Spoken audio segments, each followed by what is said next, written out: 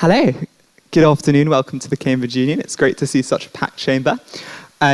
This afternoon we are joined by Jeremy Corbyn, who served as leader of the opposition and leader of the Labour Party from 2015 until 2020. He now sits as the independent MP for Islington North. In January 21, he launched the Project for Peace and Justice.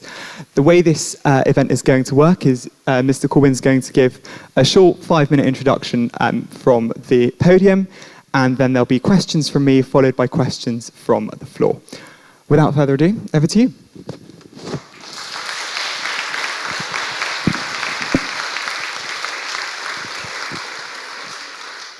Thank you, Mr. President, and thank you so much for inviting me here to the Cambridge Union today. Absolute pleasure to be here. I've been here before when it was totally physically packed, because that was in those days, if anybody can still remember them, were pre-COVID, when we had normal meetings and normal discourse, and we didn't all have to wear masks, but never mind. Those days will come back. I just want to say a few words by way of starting. Today, the G7 are meeting in Cornwall, and there's a wonderful sculpture being put up in Cornwall of non-recycled electronic goods that are called Mount Recycle More, with a picture, a face of all 7 of the leaders there, as a message to them about the environment. And I just hope that this G7 summit is serious, absolutely serious, about the environmental crisis that this planet faces. Increase in CO2, global warming, sea level rising, pollution, destruction of so many natural places, and reduction in biodiversity. I also hope they'll face up to the reality of global inequality, of ultra-poverty that exists in many parts of the world, that has got worse during the corona crisis and is getting worse.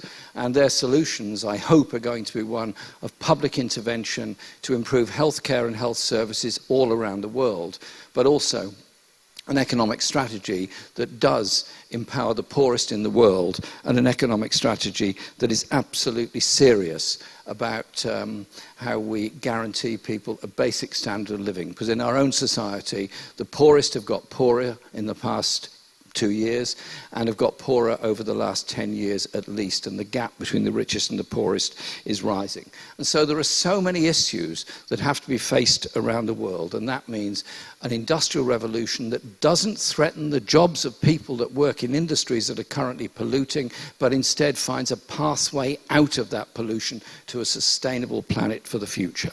There are so many more things I'd like to say, but I'll just conclude with this in the few minutes that I've got before we start going into questions and discussion. There is a narrative that is in danger of taking us into a further Cold War, into further wars, and into increased levels of armed expenditure at the same time as cutting levels of overseas aid. That isn't going to bring about a more peaceful world, any of that. I think there has to be a reckoning that we need to live in a peaceful world for the future and look at the sources of conflict, the causes of conflict, which are inequality, are poverty, are the grab of resources, and are the systematic abuse of human rights all around the world. I've made it my life's work to stand up for human rights all around the world, and during the many leaders' meetings I've held during my time as leader of the opposition, whoever they were, I raised issues of human rights, be it Narendra Modi, President Xi, or President Obama. I always raised the questions of human rights abuses, because that has to be how we bring about a safer world. Black Lives Matter has taught us what racism in the States was about. Has also led to a re-evaluation of the teaching of history and the understanding of history, and the way in which notions of racial supremacy led to an acceptance of the slave trade. We have to reacquaint ourselves with the whole history of that, the wealth that was made out of it, and the abominable abuse of human rights that it was. Just as we have to be clear that the rise of the Nazis in Germany was based on the exploitation of anti-Semitism, based on the idea of supremacy of one group of people over another, which then gained huge traction, which ended up with the most disastrous event in history, the Holocaust against the Jewish people, as well as other minorities in Germany at that time. And so at this sort of crossroads in our time, post-COVID, either the world can go in a more hopeful, more unified, more positive direction, or we can descend into sort of market madness and another Cold War. I know which direction I want to go in, which is why I've put a huge amount of my energy and effort since I stepped down as leader of the Labour Party into the Project for Justice and Peace, which is a place for all of these issues to be debated, dealt with and campaigned on. And that is what I love doing. And I'm sure you love being students at Cambridge. It's a wonderful city. And I hope that whatever you do in later life, you not only just remember your time in Cambridge, but you use the brilliance of the education you get here to improve the lives of other people all around the world. Thank you very much for the honour of inviting me today.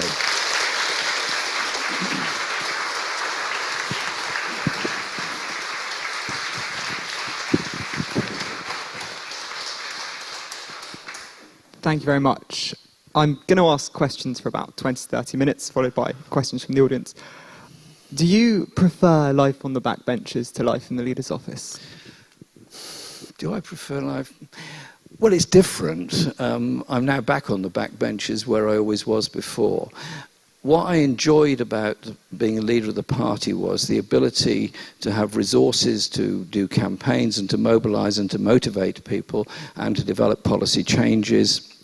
Life on the backbenches is incredibly frustrating because you can spend the whole day just trying to get one question in. So yes, it's frustrating, but it does mean that you have the time and the opportunity to take up causes that nobody else will take up, and so you can give voice to things that wouldn't otherwise get a voice.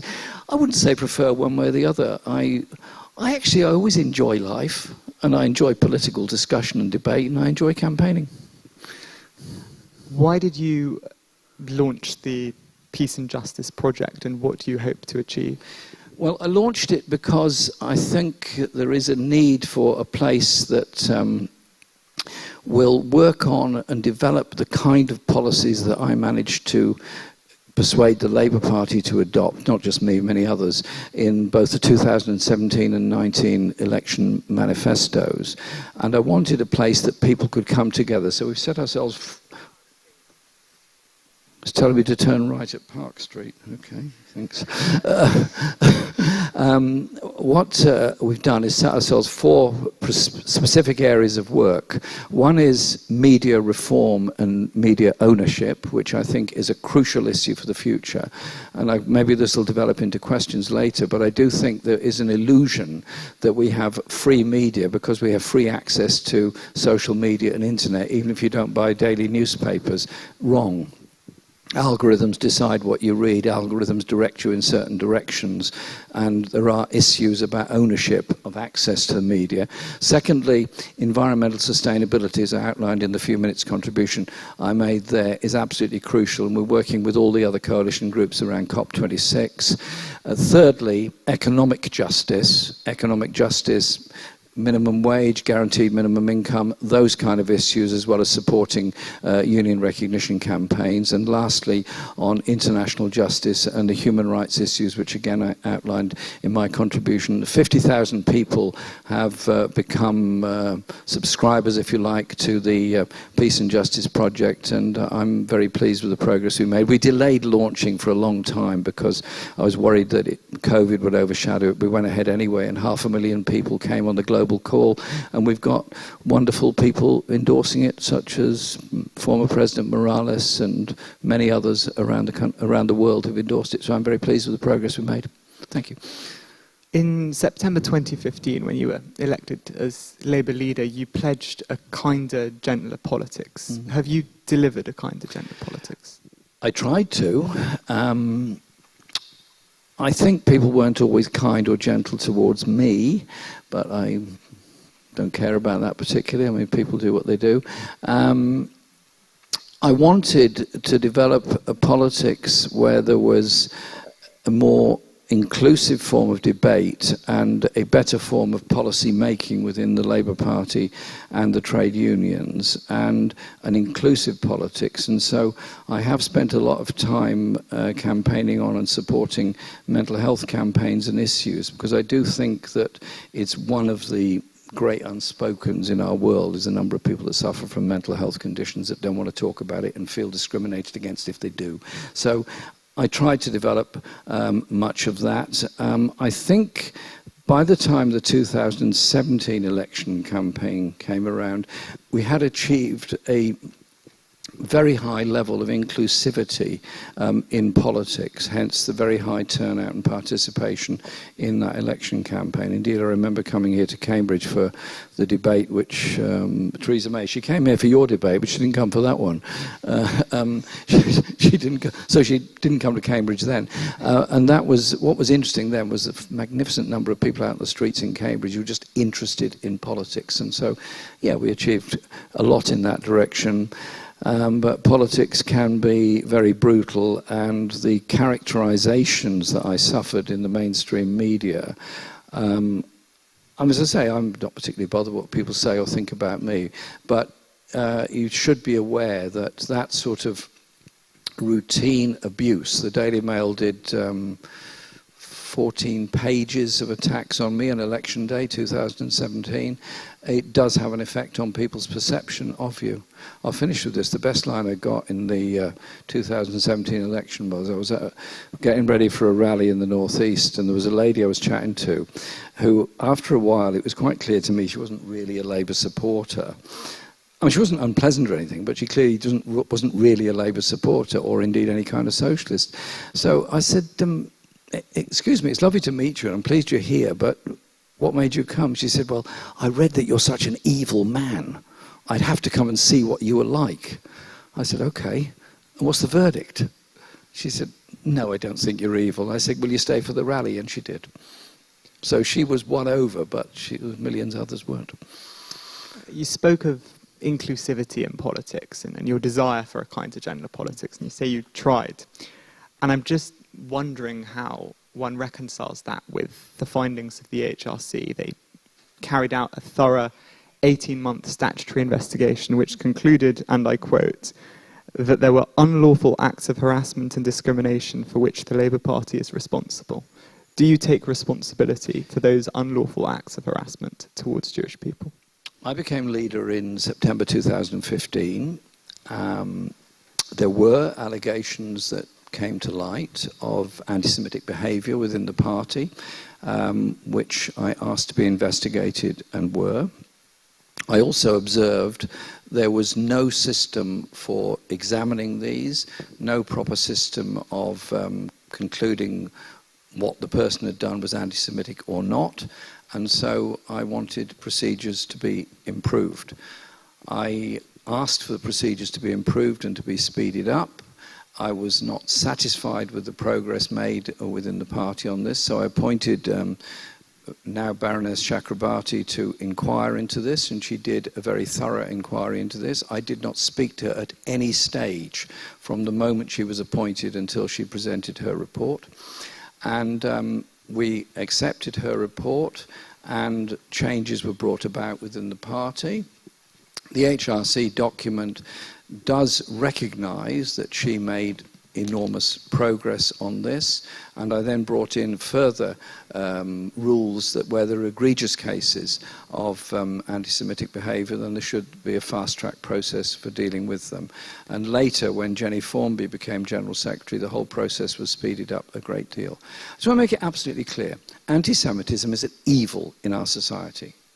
Any racism is an evil in our society. Islamophobia, far-right racism, anything is an evil in our society. And I wanted it dealt with. And I wanted that to be an inclusive space in the party for everybody in order to contribute to it. And that is what I tried to achieve. The report also confirms that of 70 cases which are identified, there were 23 of those 70 where your office and your allies intervened in those cases.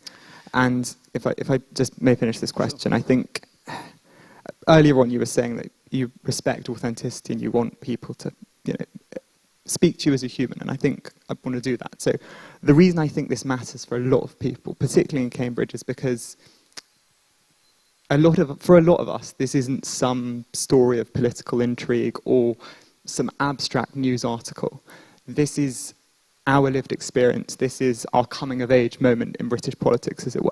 I joined the Labour Party in 2016. My formative experiences were not kind or gentle.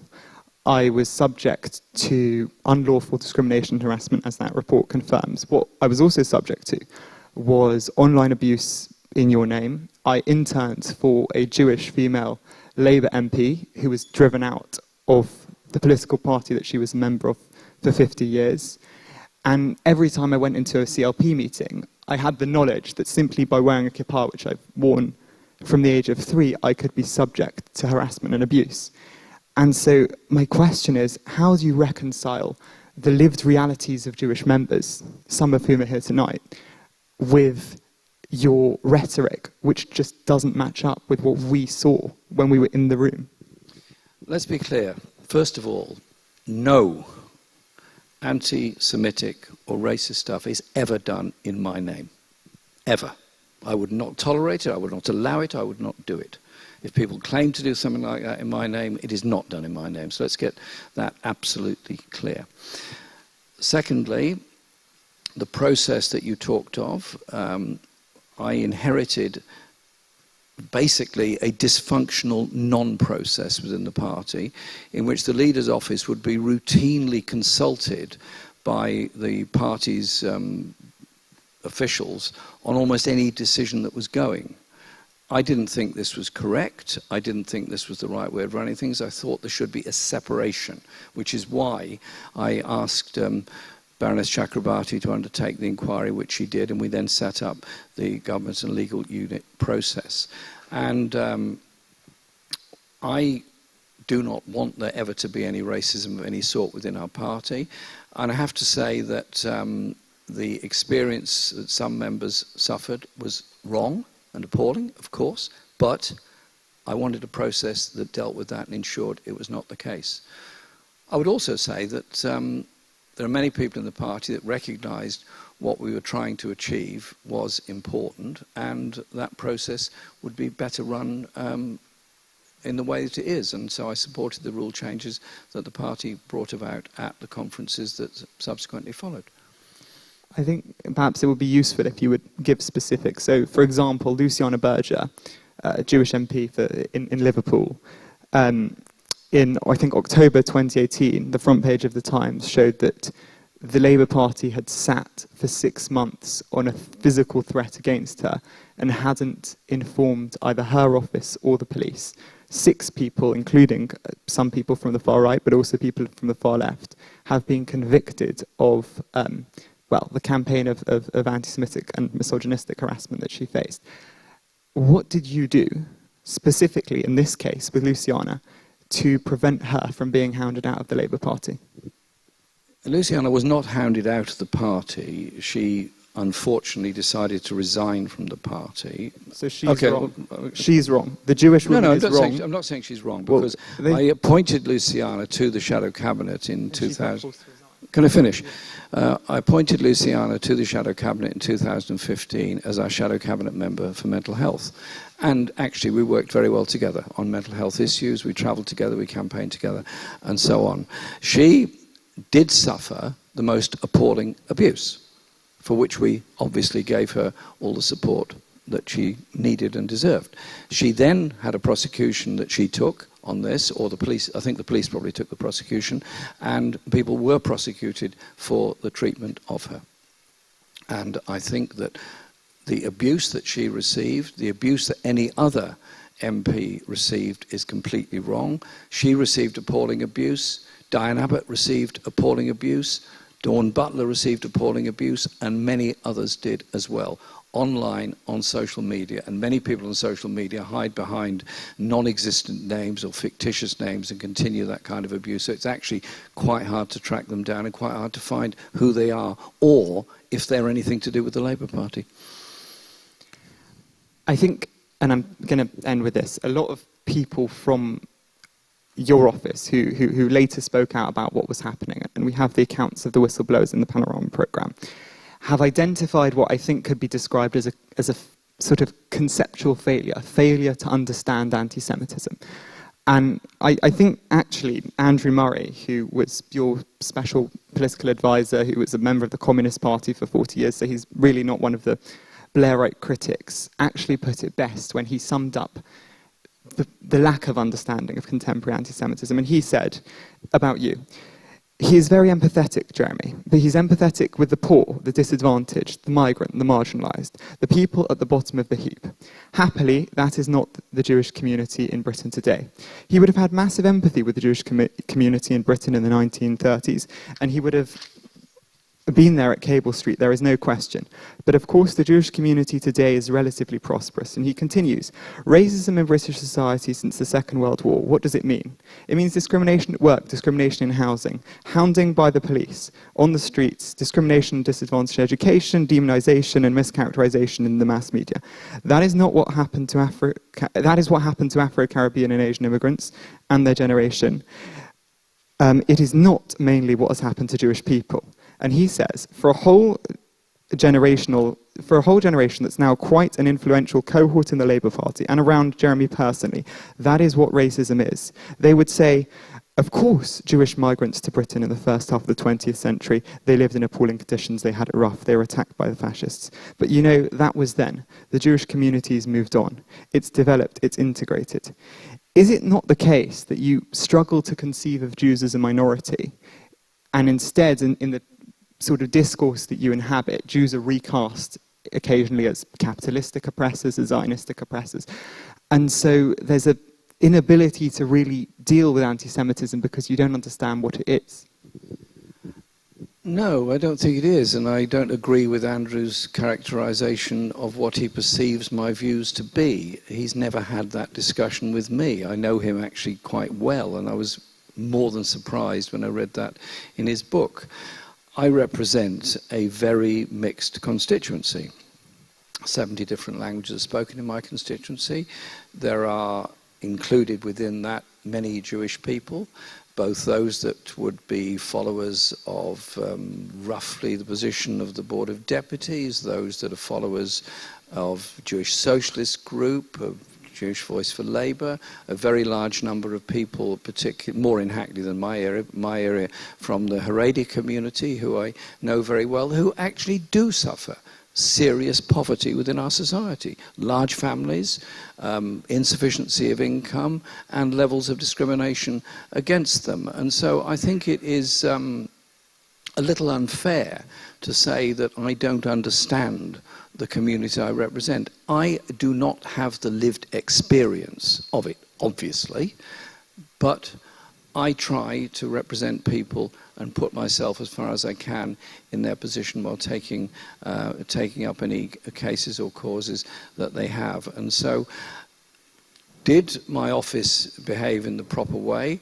I insisted that the office act separately from the Labour Party head office, in the sense that the leader's office should not be running every dot, comma and detail of what the party does. There should be a process that is separate, that will objectively look at cases and causes of discrimination. But the reports that came out after the 2019 election about the way in which the governance and legal unit operated until it was substantially reformed does not make for very good reading, and I'm looking forward to the Ford report when it finally, if it finally comes out. We have to have a process that's fair, that's reasonable, that does recognise that discrimination can and does happen and has to be dealt with. But you also deal with it by education as well.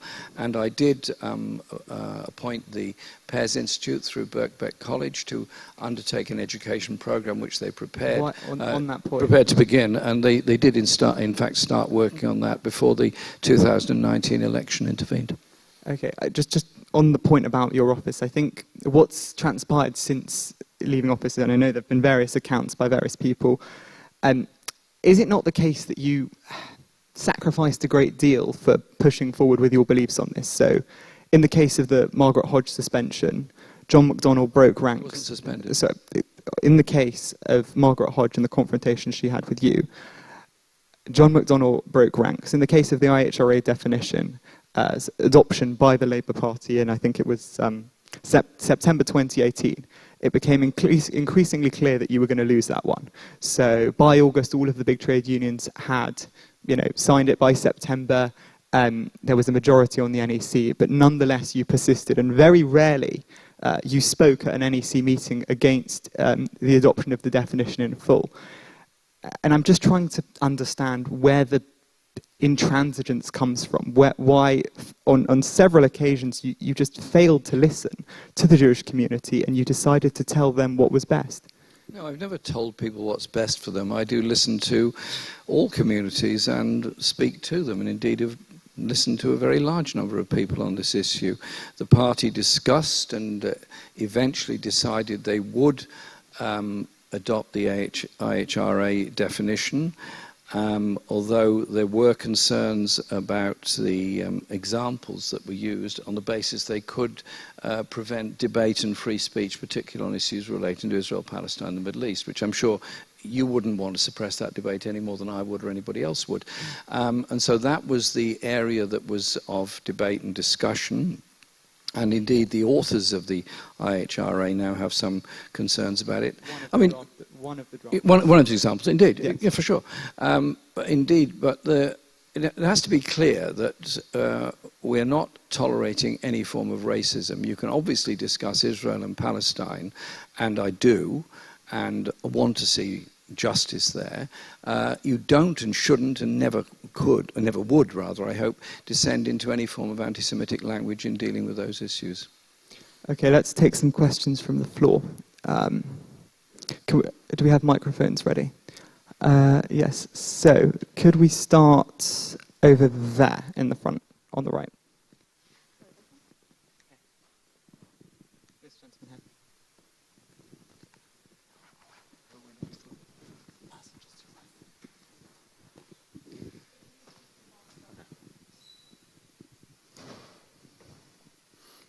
Well, good afternoon. How much responsibility do you take for the dramatic collapse of the Labour Party and the almost total absence of an effective opposition today? In the what position? Of an effective opposition today. Well, I led the party up to the 2019 election. We obviously didn't win that election, everybody knows that. We got a vote that would have won any election back to 2005, but the first past the post system on this occasion worked pretty heavily against us. As far as I'm concerned, this government came in promising to get Brexit done and not to destroy our public services in the same time, and Boris Johnson is busy doing exactly that. Walked out of the EU without any effective dealing with the issues of trade in Ireland, for example, now trying to do one-off trade agreements around the world, and then was faced with COVID, and having condemned me for wanting to spend a great deal of money on investment in the future, has spent all of that and more. And so I feel there is a degree of vindication of the policies we put forward. As to the opposition that's being conducted at the moment, yes, I do think that the party has gone too far in supporting the government on its response to Corona. Because the Corona response is, one, recognising what it is, a very serious condition. Secondly, that you use it as an exemplar of how to improve and develop public services and publicly owned public services. You don't hand £30 billion over to Serco and other companies to run an ineffective, inefficient track and trace system, which has actually cost a great many lives as a result of it. And you make sure that the public money that's gone into the research on the vaccines actually is a benefit to everybody, not some huge profit opportunity for Big Pharma. So, yeah, I think the party leadership could and should have been far more specific in opposition to the way the government has handled this, and also recognised, they do now, but recognised much earlier on, that 80% payment on furlough, which only happened at all because John McDonnell pushed for it in January 2020. I was leader up until April 2020 when we had an emergency committee of the shadow cabinet dealing with it, is a wage cut for people, and that the levels of poverty around the country have got considerably worse, and the levels of stress amongst particularly young people have got worse and worse, and the loss of jobs and the predicted loss of jobs coming up now means that we've got to be far more bold on the kind of direction that we were pushing economic and social policy. And that is the way I want the party to go, because I don't want this Tory government in office, but I want to see people empowered. That's what my whole political agenda is about. Let's go to the person in the pink shirt over there.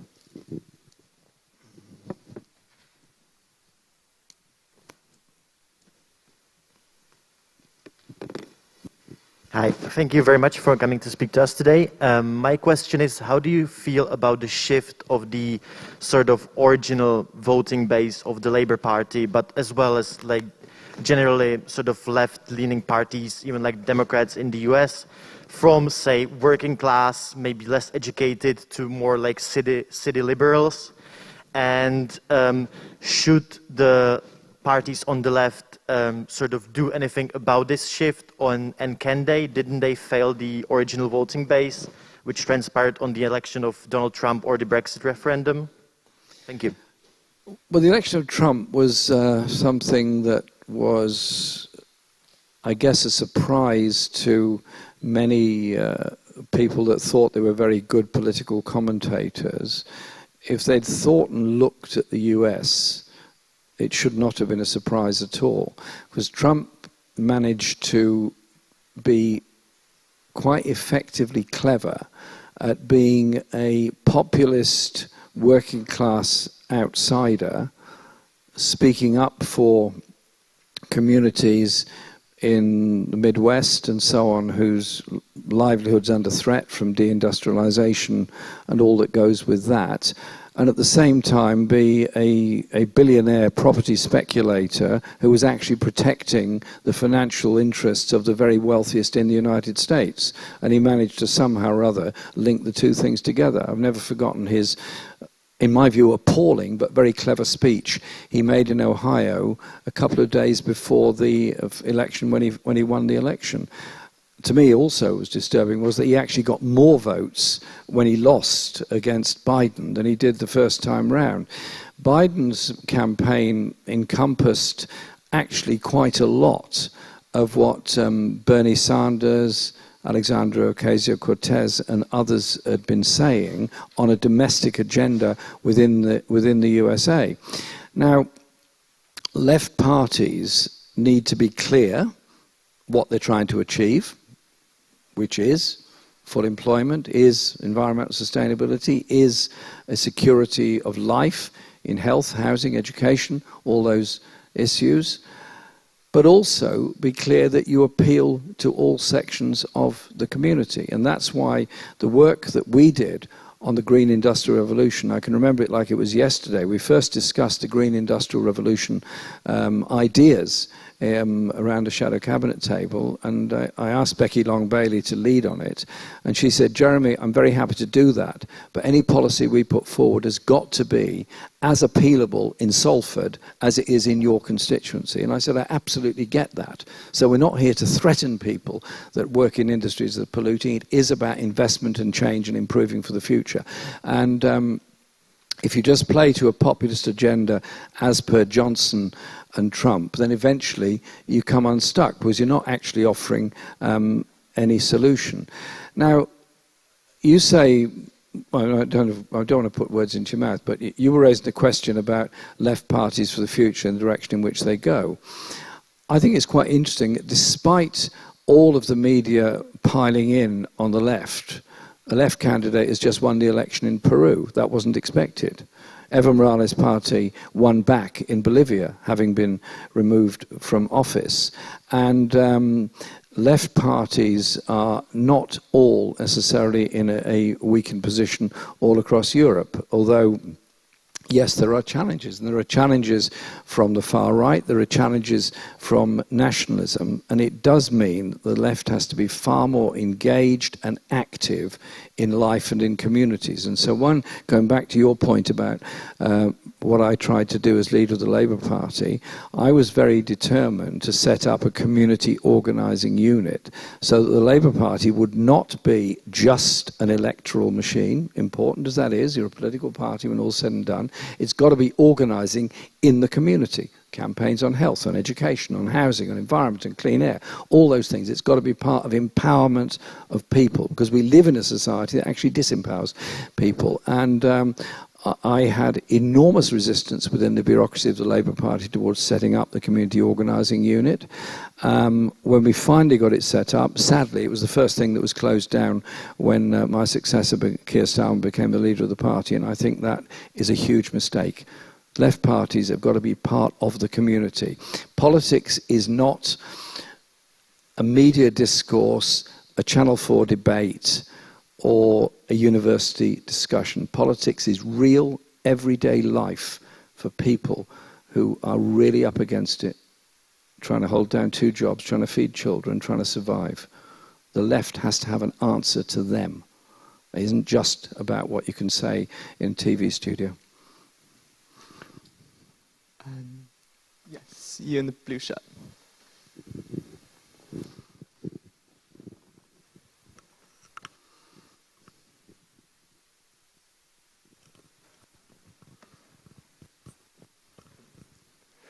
Thank you. Mr. Corbyn, you've had a long and what sort of trend over you have associated with yourselves with a whole number of individuals and groups that I think a lot of people would find quite unsavory. And it is just in the 1980s, you signed a campaign to try disaffiliate alongside people like Ken Livingstone. So which campaign, sorry? From 1984, here's alongside Ken Livingstone in a letter to disaffiliate, as it was then, Pilot Sion, now the Jewish Labour movement from the Labour.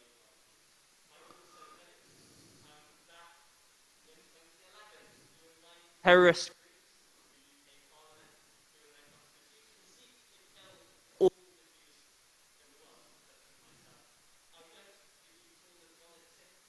And convicted of the blood libel, the charge that Jews kill Christian children as an honoured citizen.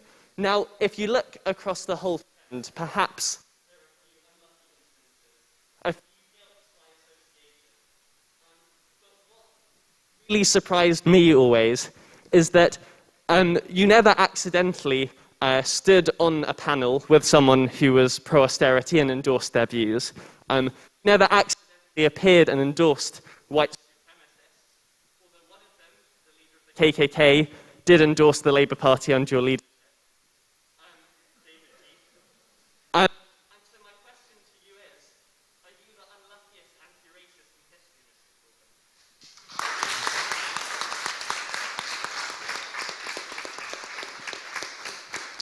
Thank you, Mr. President. No, but you were applauding the question. Quite rightly so. Okay. I have met many people over many years that I profoundly disagree with. Profoundly disagree with.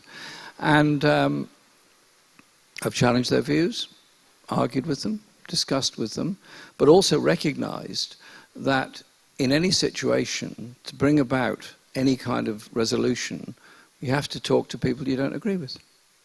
And if you take, for example, the many debates about Ireland, the debates that are now going on about Afghanistan, there has to be a discussion. And so throughout the whole troubles in Northern Ireland, did I speak to Sinn Féin? Yeah, I did. Quite open about it. I did. I criticised the British government for not speaking to Sinn Féin when they absolutely privately were speaking, not just to Sinn Féin, but to the IRA itself. That's the only way you ever move forward and gain any kind of peace process. And so, yes, you do talk to people with whom you profoundly disagree. Have I gone out of my way to associate myself with people whose views I disagree with? No. Yes, I've been involved in many campaigns over many issues about the rights and justice of people. Yes, absolutely. Absolutely I have. And that I will continue to do, because if you want to live in a better world, you've got to talk to the people that aren't necessarily on side with you. Just on that point, in terms of, you spoke in generalities there, can you identify when you disagreed, for example, with Stephen Sizer, for whom you wrote a letter in support after he accused Israel of being behind 9/11? With that particular case, and also the case of Raed Salah. Stephen Sizer later made, during the time I was working with Stephen Sizer, he was speaking up for Palestinian people. He was a 9/11 truther. And I didn't agree with him in 9/11, and I haven't had much contact with him since. Okay, just the case of Raed Salah, who you described as an honoured citizen that was identified by the questioner. Well, he was an Israeli citizen, is an Israeli citizen, travelled to Britain on an Israeli passport, was admitted to Britain on an Israeli passport, undertook a speaking tour in Britain, and was later held by the Home Office, by police, and put under house arrest. I thought he was, and I did meet him and did talk to him about the situation of Palestinians living within the borders of Israel, and what he thought any future could be for them, and the future could be the relationship between Israel and Palestine. I think that discussion was reasonable, fair enough. He didn't tell me any of the views that were later ascribed to him after he returned. But the interesting thing was, he's an Israeli national, Israeli passport holder, and was given the freedom to travel by Israel. I think a lot of MPs wouldn't necessarily consider it prudent to meet with an anti-Semite when they're on house arrest, but that's by the by. Should we move on to another question? Yes, you right in the back.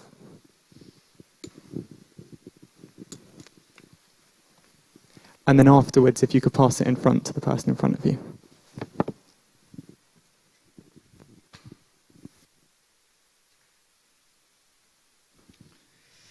Hi, Jerry. I think the thing which I found quite striking listening to you is just a lack of ownership. And I say this as someone who empathises with a lot of broadly what you say. But when Joel asks you what responsibility you have for not creating a kinder politics, you talk about how people haven't been kind to you. When someone else talks about anti-Semitism, you talk about how some of your colleagues have been subjected to horrific racist abuse, which is perfectly valid. But what personal responsibility and individual responsibility do you take for the failings of the Labour Party under your leadership? I led the party, and I was proud to lead the party, and I was determined to try to change the party in the direction of being a popular, grassroots-based socialist campaigning organisation. Under my leadership, membership went from 200,000 to 600,000. All debts were paid off. When I left the leadership of the Labour Party, there was a plus in finances. That's not the only way to judge a political party. And there was the largest ever membership of any political party in Britain. I was proud of that. Proud that we achieved that. Did we achieve the electoral success we wanted in 2019? Obviously not. The Brexit divide, which I tried to bridge as best I could, and the policies under which we fought the election were unanimously agreed by the NEC, Shadow Cabinet and Party Conference, or virtually unanimously at Party Conference in 2019. Did it work? Obviously not. We didn't win the election campaign. And so, do I take responsibility for leading the party and the results? Of course I do. I mean, I led the party, and I was quite open about what I was trying to achieve. Do I resile away from the policies that we put forward? Absolutely not. I think they're more appropriate than ever for this country that we put forward. And indeed, any opinion poll examination of the main policies of the 2019 election manifesto, such as public ownership of mail, rail and water, green industrial revolution, national education strategy, minimum wage, living wage, all those issues have overwhelming support, even, dare I say it, universal free broadband, which was dubbed at the time broadband communism. even Boris Johnson's in favour of broadband communism now.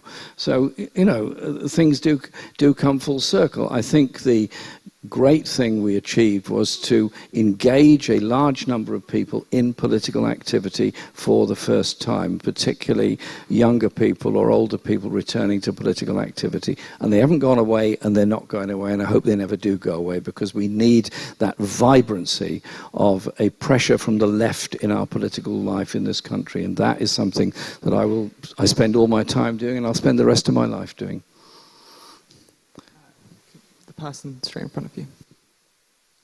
Corbyn, thanks so much for being here today. My question to you is, how do you think we can bring about radical change in the current political structures of Britain, which is, I think, something you tried to do, but were ultimately unsuccessful? And secondly, what do you think the role of...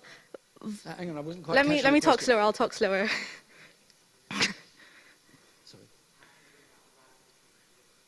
Oh, yeah. Okay, sorry, go on, yeah. And then my second question off the back of that was, what do you think the role of violence in this radical change is? Because I'm just thinking to your associations with the Castro regime and Palestinian resistance movements. Yeah, bringing radical change within the current structure, that was a question, was it? Yeah. Good, very important, very good question. There is a huge level of conservatism in the British state structure. The British state hasn't been around for 1,000 years without an ability to survive. And I was very well aware of the resistance that we would face, not so much on issues like public ownership of mail, rail and water, because we were very clear about that, and there were arguments about the funding of it, but nevertheless we were clear we were going to do that. And after all, it's not the first time an industry has been nationalised in British history.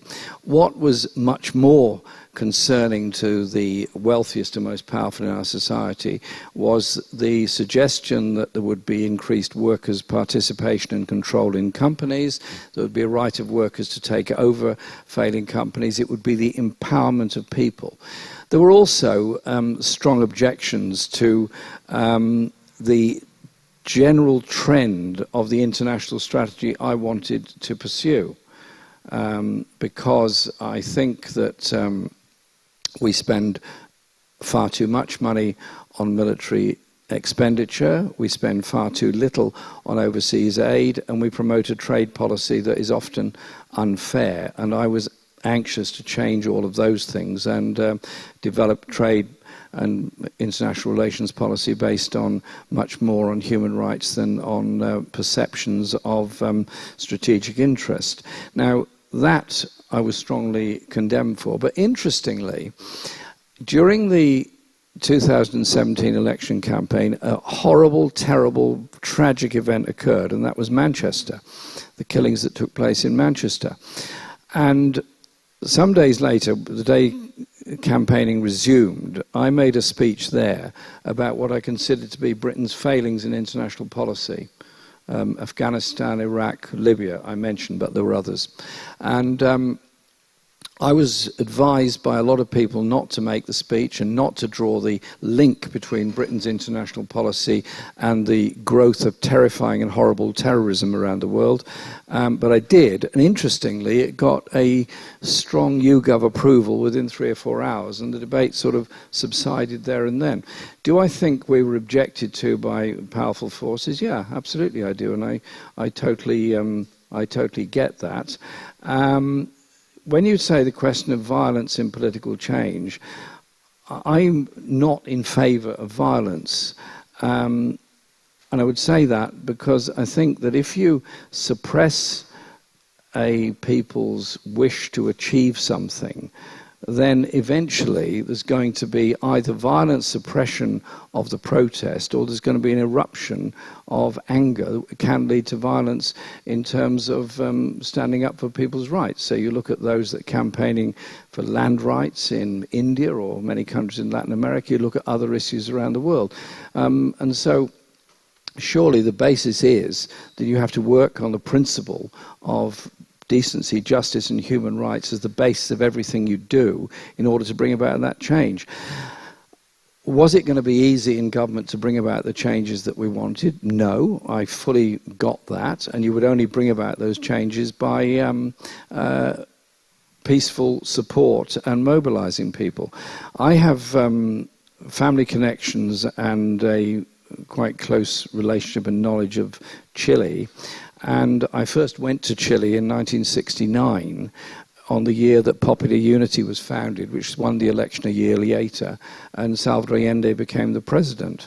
And he faced the most bitter opposition from the US, from the CIA, from the wealthy in Chile, and eventually it resulted in utmost violence, which was the bombing of his palace and the coup in Pinochet and all the horrors that followed from Pinochet. That violence came from the right, not from the left. That violence came from people trying to protect power and privilege against what they saw as an insurgent in President Allende. And so if you want to avoid violence, and we all do, then you have to recognize that justice must prevail as well.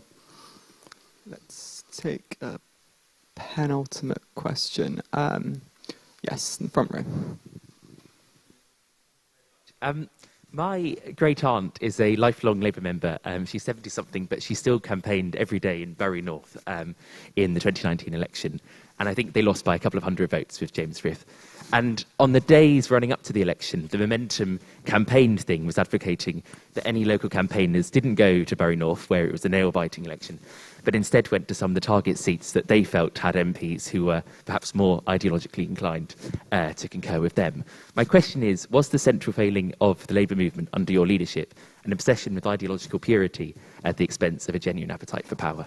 Obsession with what, sorry? Ideological purity at the expense of a kind of genuine... Was Labour under your leadership obsessed with ideological purity at the expense of power, is I think the question. No, it wasn't. We were very keen on winning the general election of 2017 and 2019. I mean, you'll have read plenty about this. I'm sure you've studied it. That there was a lot of advice I got during the 2017 election campaign was, one, it was unwinnable. Two, we should concentrate on a defensive strategy and only go on a defend key seat strategy. And three, that I should only go to Labour-held constituencies.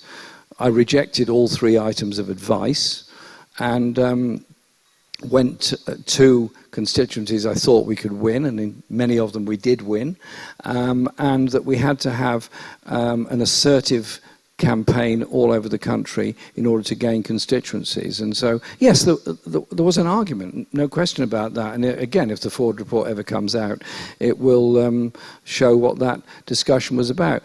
I'm not totally familiar with what happened in, or didn't happen in Bury and Bury North at that time, but all I would say is that my view that I put to Momentum and to other organised groups, Momentum was the most effective of the organised groups, was that I wanted them to concentrate on the seats we had to gain, because the only way we could win an election was by becoming the largest party or going to an overall majority. And so I did ask them to concentrate on winning marginals. Indeed, in my own constituency, sent people to Stevenage and Milton Keynes and so on from London as a way of trying to gain seats. And so ideological purity, no, it was about winning the election on the manifesto that we'd put forward. And, well, we all know what the final result was, but I have to say we did put a huge amount of effort in, and the numbers of people that came out and helped was quite phenomenal in that election campaign.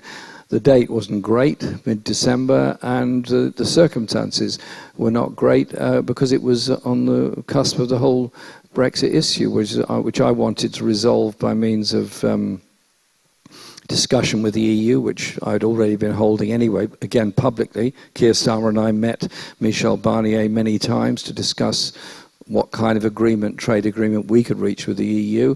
The debate was not really prepared to understand what we were saying. It was totally this simplistic approach that Johnson took. I'll just finish with this because the EU thing is significant, is that essentially, people that are up against it, be they in a Leave or Remain area, are up against it.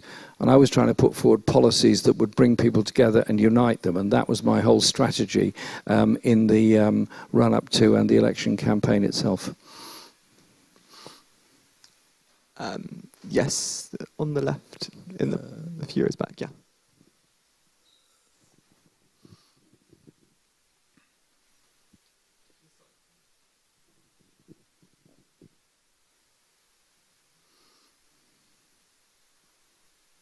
Good afternoon, Mr. Corbyn, and thank you for coming to speak. Thank you for coming to speak to us today.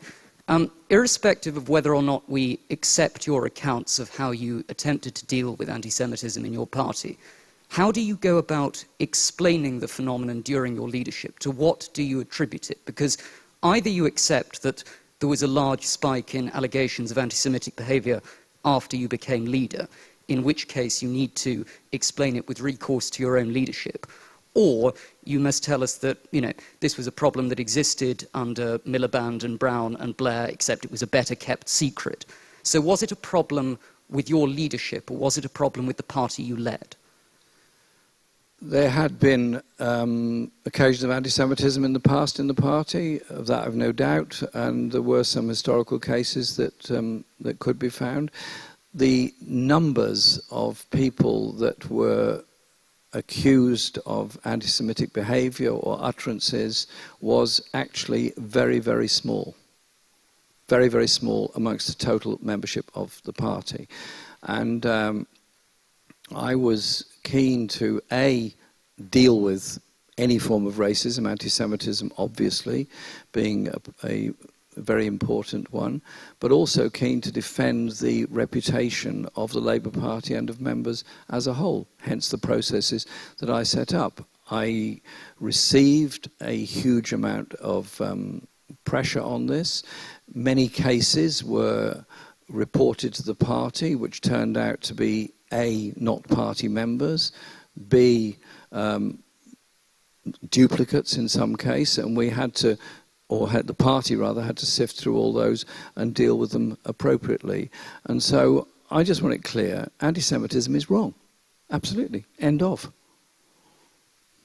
I think our hour is up, unfortunately. Mr. Corbyn, thank you very much for your time. Thank you to everyone who's submitted questions. Thank you to those who queued but sadly didn't get a seat because of a lack of space.